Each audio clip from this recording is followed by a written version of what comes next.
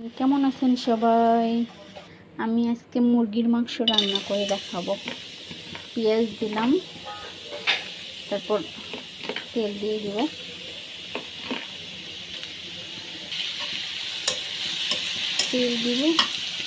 দিয়ে নাড়াচাড়া করব।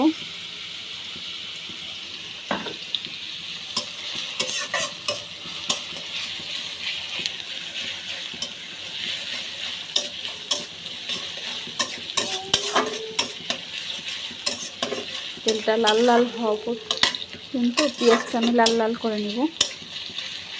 মশলা দিয়ে দেব একে একে।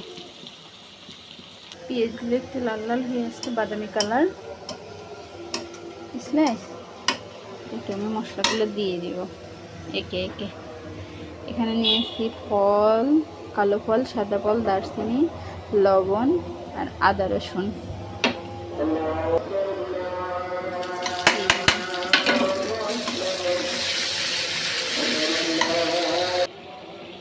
এই ফাঁকে আমি একটু পানি দিয়ে দিছি। এর মধ্যে হলুদ, জিরা গুঁড়া, শুকনো মরিচ দিয়ে দিলাম। আমি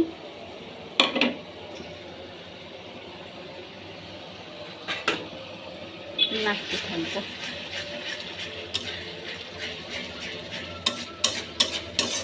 মুরগির মাংসটা একটু মশলাটা কষায় নিয়ে রান্না করলে খুব ভালো হয়। একটু মশলাটা আমি কষাবো কিছুক্ষণ, তারপর আমি মুরগির মাংসটা দিয়ে দিব। কেটে ধুয়ে রাখছি। এখন আমি মশলাটা কষে হয়ে গেছে, মাংসটাকে ঢেলে দেব। ভুলে গেছিলাম, তখন লাল করে কষে নিয়ে আমি একটু পানি দিয়ে দেব।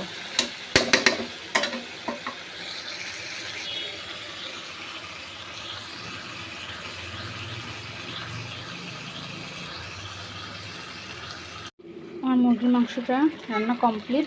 ঝোলটা একটু এখানে এসছে। আমি নিজের হাতের তৈরি মশলা দিয়ে একটু ঢেকে দেব 2 মিনিটের জন্য। ঢেকে নামাই ফেলবো।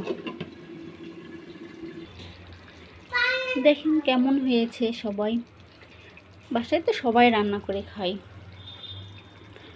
কিন্তু কার হাতে যে কত টেস্ট লেগে আছে কে জানে, বলা যায় না। দেখতে তো খুব লোভনীয় লাগতেছে, খেয়ে কেমন লাগবে মনে হয় খুব টেস্টি হবে, ইয়ামি। আজকের মতো এখানেই শেষ করলাম। সবাই ভালো থাকবেন। আল্লাহ হাফেজ।